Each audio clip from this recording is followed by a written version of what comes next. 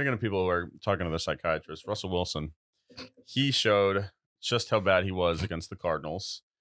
Taken over from last year, just had an absolute dud against what you predicted to go 0-17. Yep. That team, but no, not their starters, not their second starters, their third string team facing off against a Super Bowl champion, and it was an absolute dud. Another horrible offensive year, potentially. Yeah, and Sean Payton left them in there for a while, and then every show I've watched that asked the players, and like, hey, if you guys are left in there for a while, does that mean practices are going pretty bad?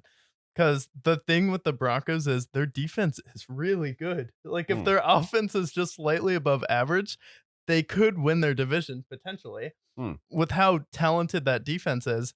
And then, so you have a bad offensive line, a quarterback who's just kind of lost at this point. Um, and he's going up against that great defense. So you have to leave him in there longer in the preseason.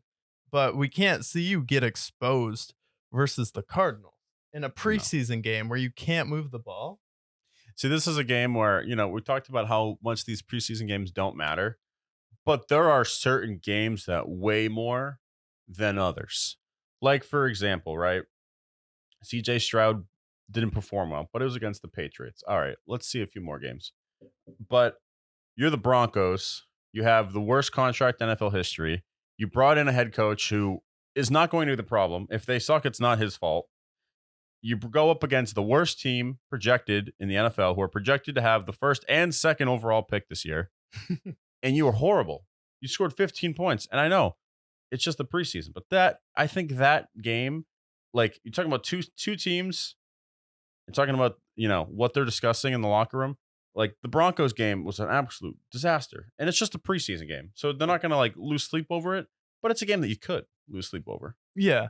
And the fact that Sean Payton is like getting in beefs actively is another thing where I'm like, this team is kind of about to fall apart. And with Sean Payton, he had Drew Brees there with Drew Brees' leadership, with kind of what Bill Belichick had, where you need the quarterback to go ahead and follow you.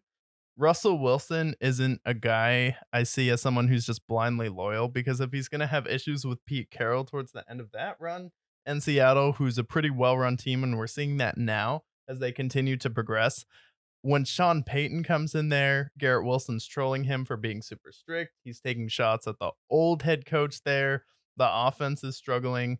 Is this a situation where a guy takes a year off, starts with a new team, is going to have to turn them around, but is kind of almost lost his touch a little bit?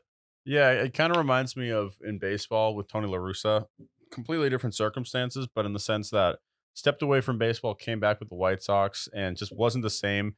Didn't have the same respect in the locker room that he had once before. And I can definitely see it with Sean Payton. I mean, you start off with beefing with the Jets for no reason and just causing nonsense with them, making fun of their head coach to save face essentially. And then this performance just was an absolute disaster. So I mean, it's got the makings of it. 100%. I definitely can see what the writing could be on the wall for somebody who stepped away, did some analyst role, came back, and now if it's a complete whiff, it's going to be an all-time failure.